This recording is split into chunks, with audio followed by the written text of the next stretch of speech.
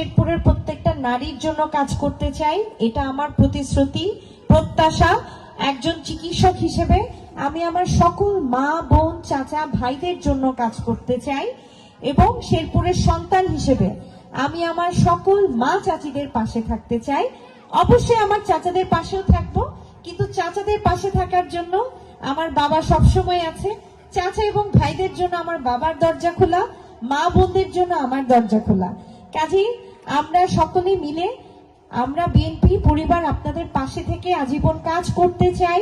বিশেষ করে আমার মা বোনরা যারা নির্যাতিত, নিগৃহীত সমাজে, পরিবারে, তারা আসলে বলার মতন কোনো মুখ থাকে না কোথাও। কারণ আমরা মেয়েরা ছোটবেলা থেকেই বাবার বাড়ি হোক, শ্বশুর বাড়ি হোক, সবসময় একটু পিছনের দিকে থাকি, তাই না?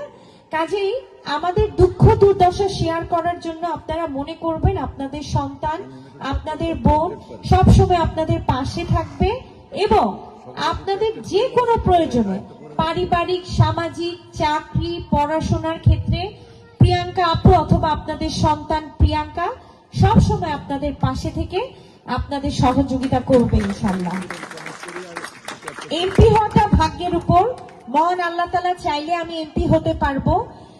তবে আমি এমপি হই আর এমপি না হই, একজন ডাক্তার হিসেবে, একজন সন্তান হিসেবে সব সময় আপনাদের পাশে থেকে কাজ করব ইনশাআল্লাহ। আর সর্বোপরি যেহেতু আমি শেরপুর জেলা বিএনপির যুগ্ম আহ্বায়ক, কাজেই আমি জেলা বিএনপির যেহেতু হাল ধরার সুযোগ করে দিয়েছেন জনাব তারেক রহমান সাহেব, আমি অবশ্যই এখানে থেকে সততা, ন্যায়, নিষ্ঠার সাথে কাজ করতে চাই। এখানে আমার সাথে আরো উপস্থিত আছেন আমার হাজবেন্ড অ্যাডভোকেট, তিনি একজন উকিল, রাহিমিন চৌধুরী, যিনি 2018 সালে নির্বাচনের সময় আমার বাবার উপস্থিতিতে থেকে, অনুপস্থিতিতে থেকে অনেক সাহায্য সহযোগিতা করছেন, এখনো করছেন। আর আমার সবচেয়ে আদরের ছোট ভাই, আমার আপন ছোট ভাই আলভি, ও কানাডার ইউনিভার্সিটি থেকে সে বিজনেস স্টাডিজ এর উপর, ইন্টারন্যাশনাল বিজনেস স্টাডিজ এর উপর ডিগ্রি নিয়েছে। সে তার আরো ভবিষ্যতে ডিগ্রি নেওয়ার ইচ্ছা আছে। আপনারা দোয়া করবেন তার জন্য, সে যেন কানাডায় থেকে আরো বেশি সুনাম অর্জন করতে পারে। সবচেয়ে বড় কথা হচ্ছে, বাংলাদেশে একটা কথা থাকে যে মানুষ এমপি হওয়ার পরে গাড়ি, বাড়ি, পড়াশোনার ডিগ্রি, আরো বিদেশে অনেক কিছু অর্জন করে, কিন্তু আলহামদুলিল্লাহ আমার বাবার দুইটাই ছেলে মেয়ে আমরা। আমি ডাক্তার হয়েছি, সে বিজনেস স্টাডিজে হায়ার ডিগ্রি নিয়েছে।